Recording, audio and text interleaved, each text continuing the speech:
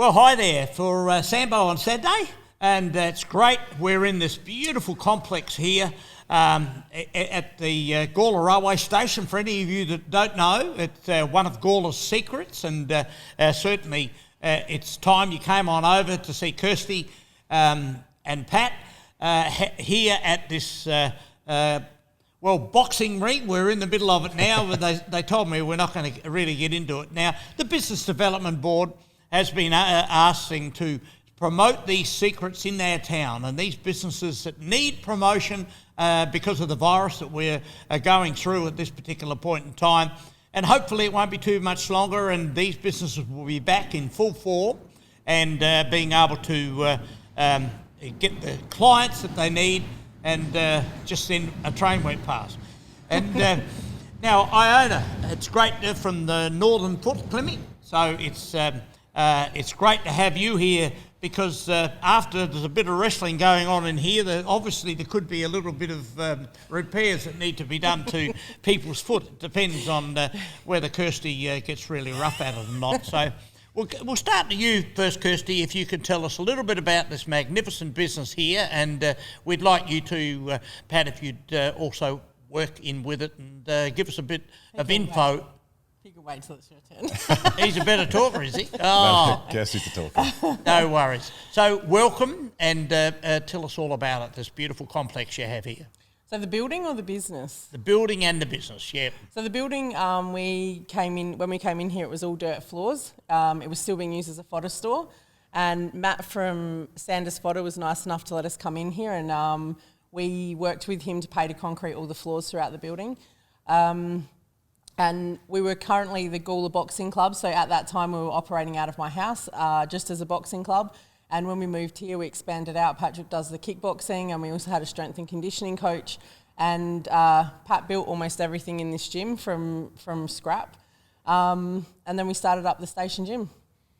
Fantastic, and a real handy man, Pat. So you can tell us about where did you get the idea to set it up as you have, because without a doubt, my first time walking in here today, and I was just fascinated with what work's been done here.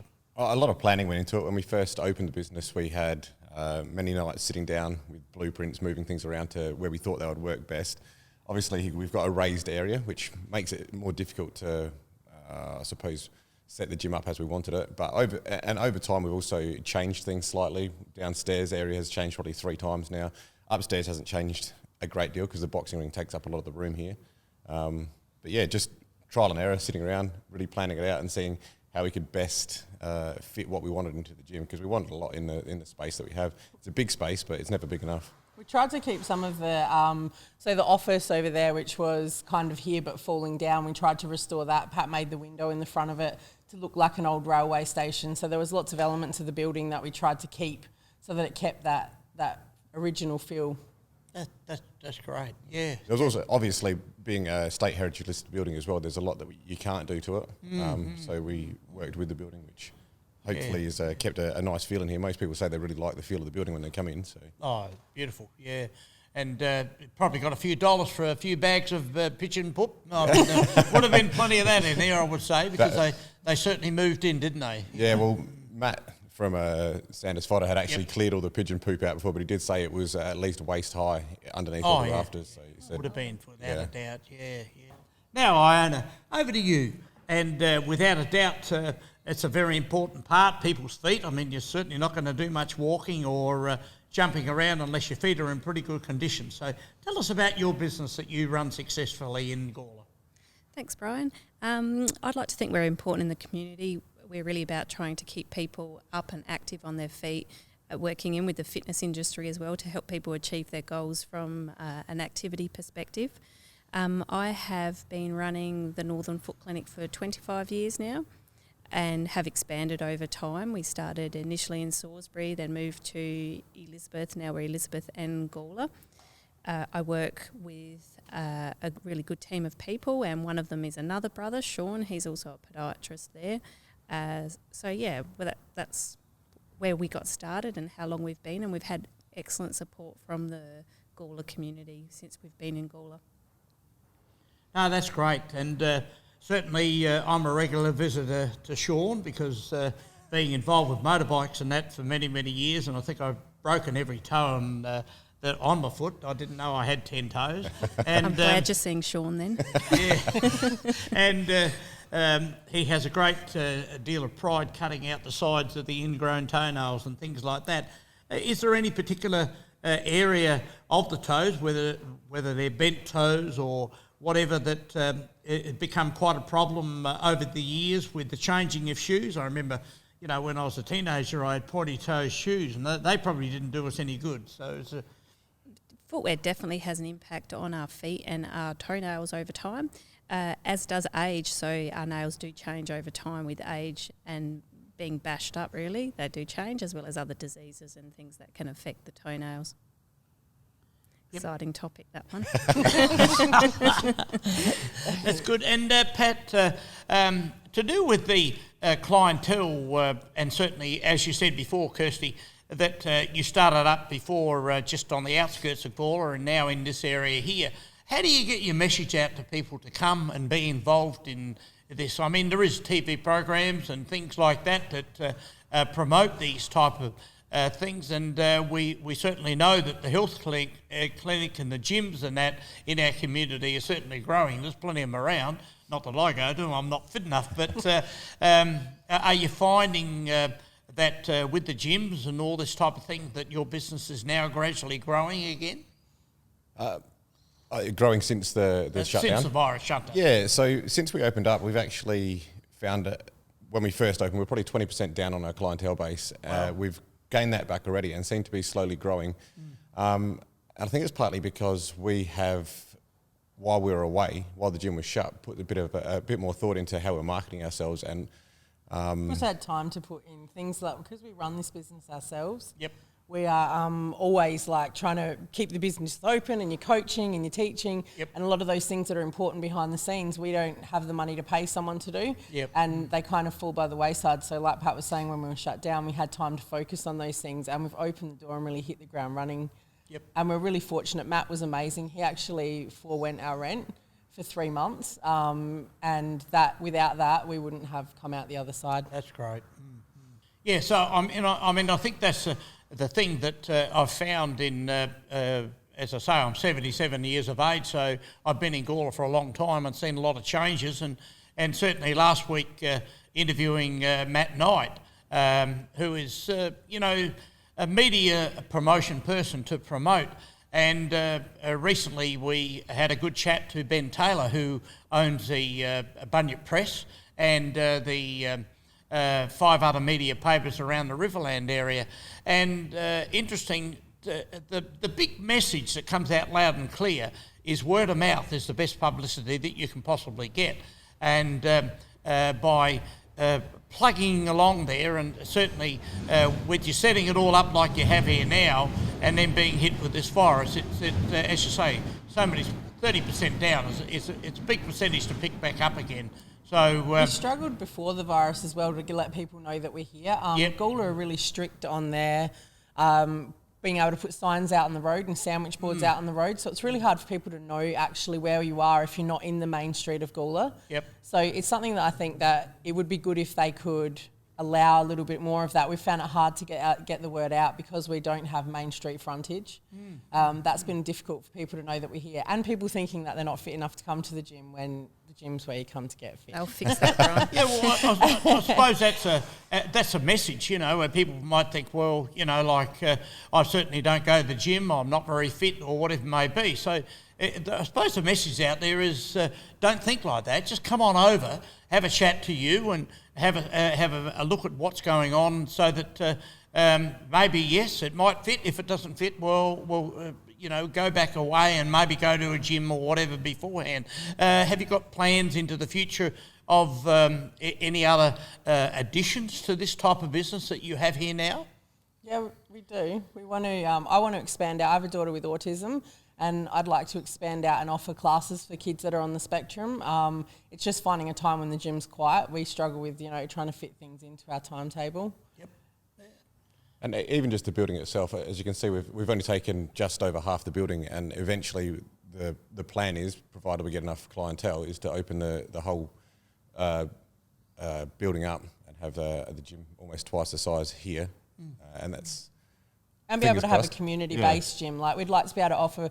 We train a lot of the government kids and things like that through programs, and we always have trained people for free and people who can't afford training.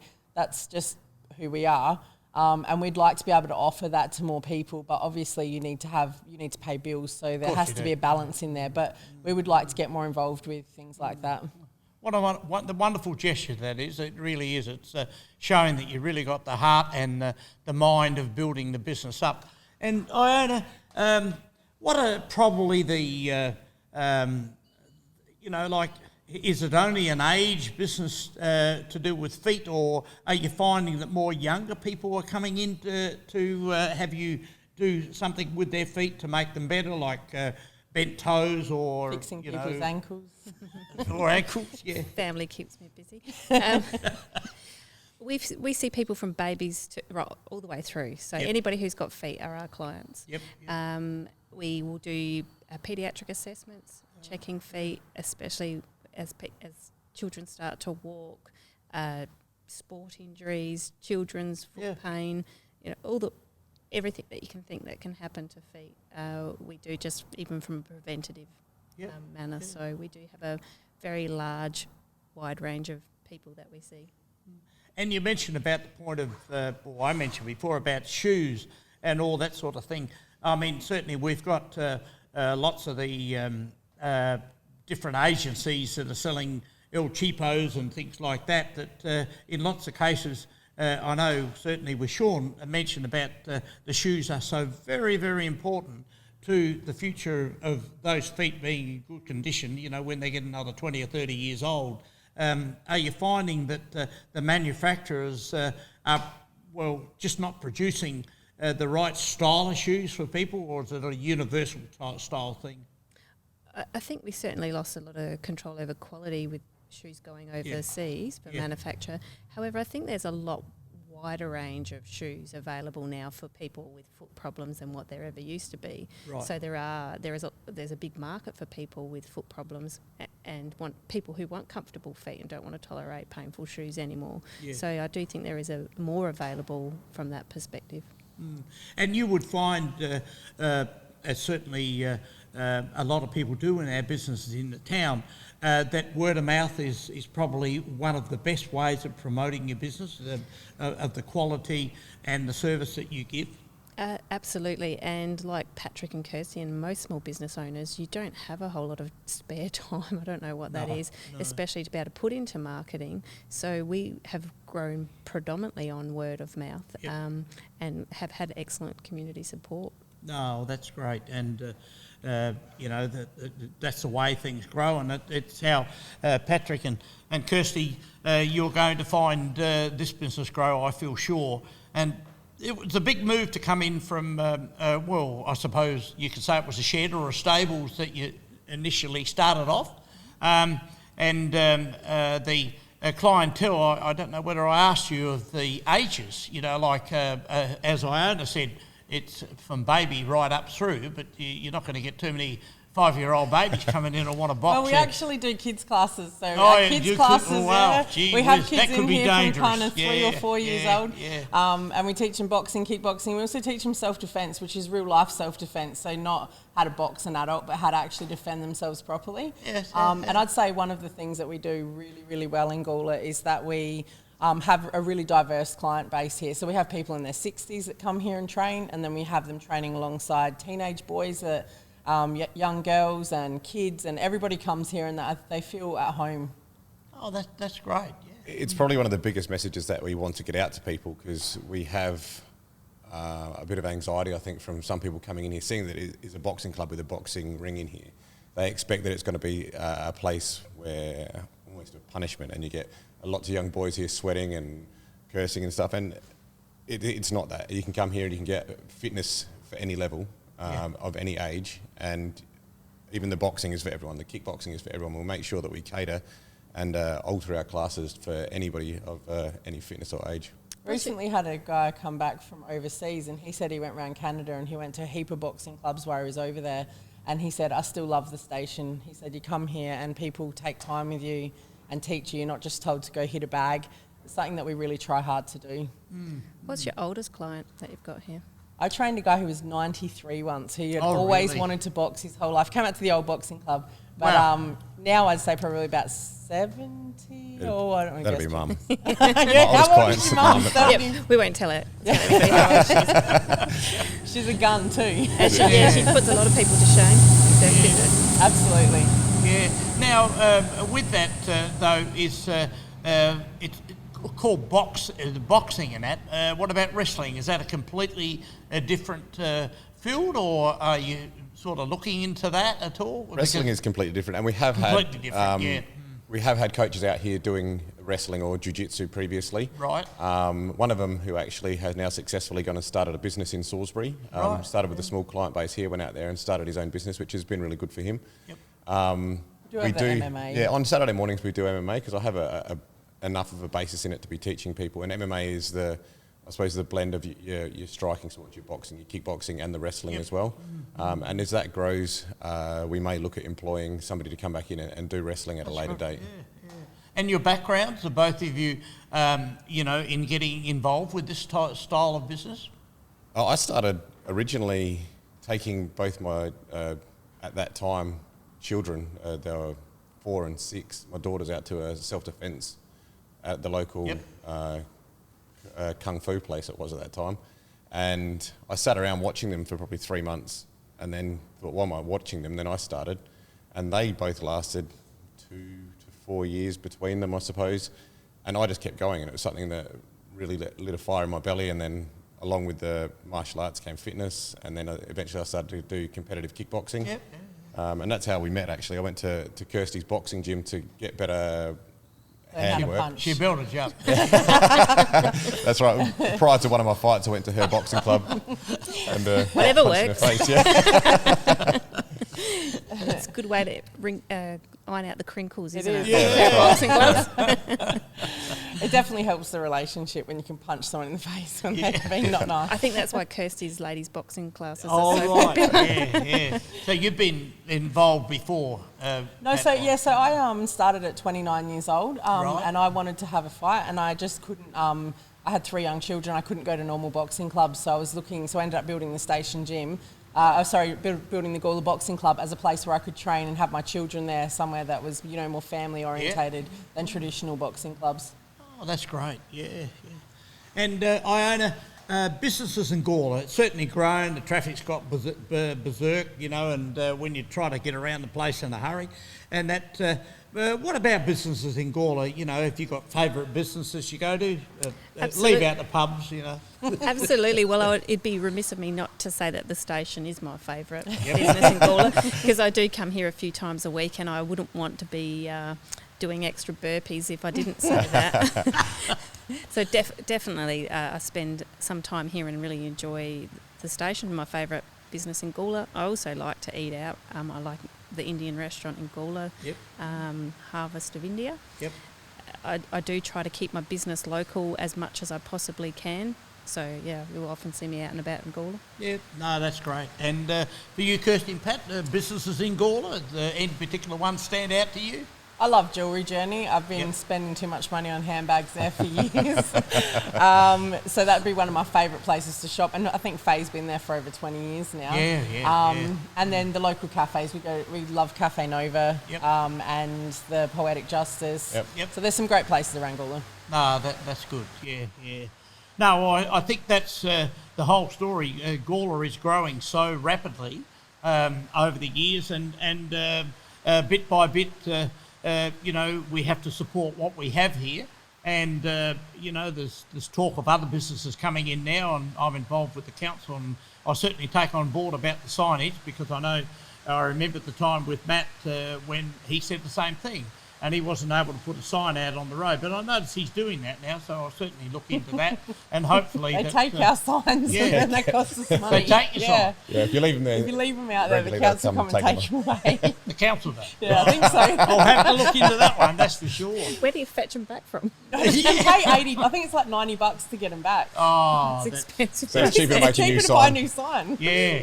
No, that's right. And certainly your business, Iona, it's a beautiful, neat sign back on the road. Everybody knows and sees it there. But again, like both of your businesses, it's really a word of mouth, and that's the best way to go, is to promote it. And I certainly thank you, Iona, and Kirsty and Pat today, and hopefully that everybody watching on Facebook will support your businesses into the future, and we look forward to maybe having another chat again in 6 months' time after, hopefully, this virus has gone away. So all the very best to you both. Thank you. Great, thanks for your time. Thanks for having me. Really, thank you guys. To be able to help people Sorry, maintain their your fitness. sound's coming in and out a little bit. Yeah, that's what I thought. It was cutting in and out. I'll try to Brian, fix can you it. just intro again, or we just have to move the mic right in? Right. I've broken it already. Jeez, can't take her Typical anyway. Iona. Bloody hell. Oops.